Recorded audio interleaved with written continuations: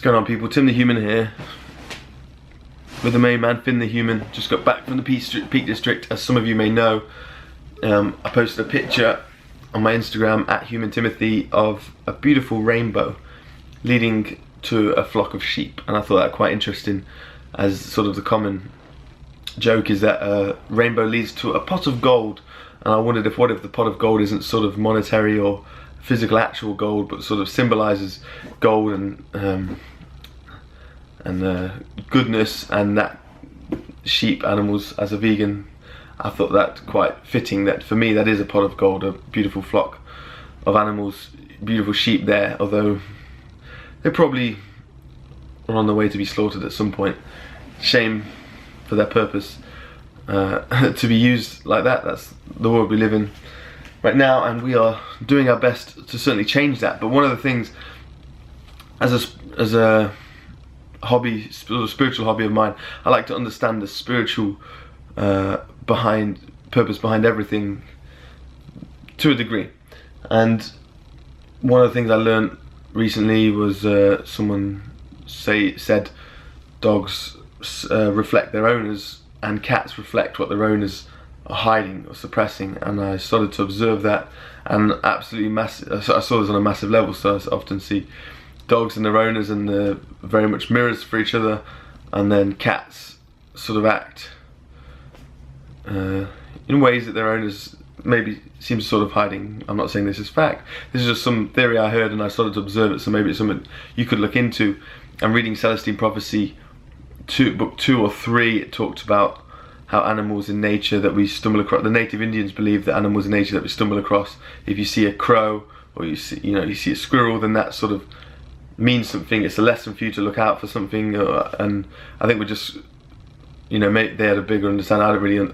I've not looked into this too much, but if you do have any material on this stuff, please let me know, because I do find that stuff fascinating. I really think we're only just barely even scratching the surface of how this world works and how life interacts with us in ways that we're so oblivious to. So on that sort of quest, rainbows, when I saw that, I started to have that question in my head, what is this spiritual or metaphorical meaning behind a rainbow?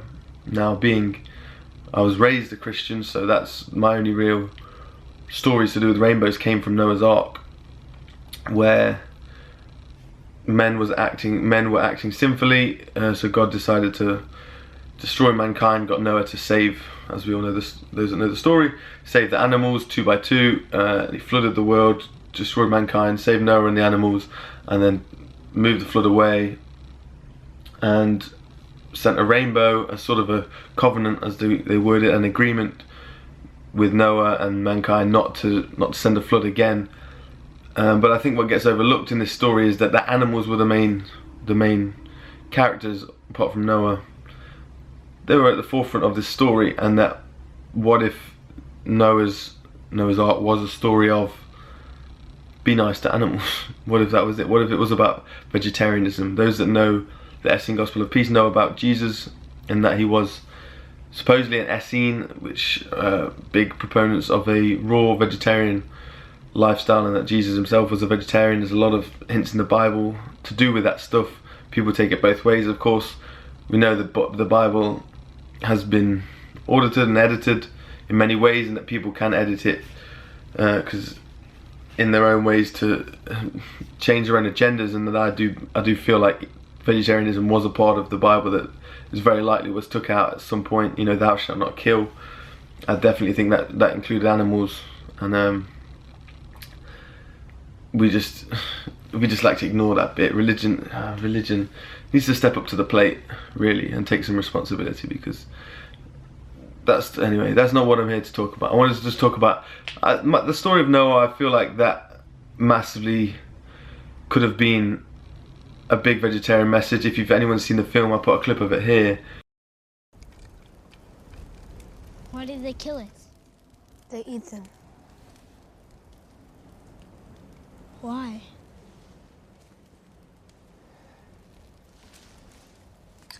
They think it makes them stronger. Is it true? They forget. Strength comes from the Creator. yeah, I thought that was really cool when I saw that movie, and I do think, yeah, Noah was a vegetarian. But often Christians say that after the flood, God said, okay, now you can eat all the animals, and I think that is completely the wrong message. I think we were eating the animals before the flood, and God said, you know, chill the fuck out. I'm not saying the flood was necessarily real or not. I mean, what do I know either way? I can't say for or against. But the story of it is that we were mistreating animals. I think that was the major sin. I think that's why animals were a major part of the story, is mistreating animals. Save the animals. Save these guys. These guys are good.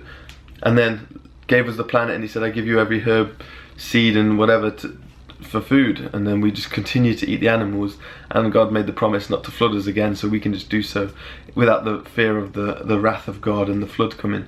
But anyway, I really think that's the misunderstood message from that, was that we were mistreating animals, and it was to be nice to animals. And I just wanted to understand, I wondered if that was what rainbows were to remind us to be nice to animals, and that we ignore that message over and over again.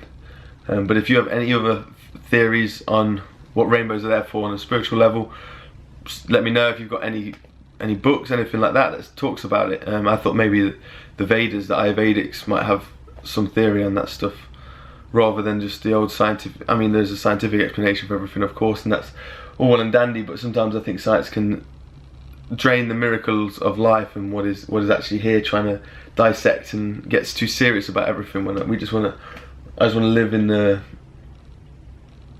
what's gifted to me without, you know what I mean. Anyway, if you got anything on rainbows, or you got any alternative theory on Noah, anything like that, let me know in the comments below. It's good to talk to y'all. Peace out.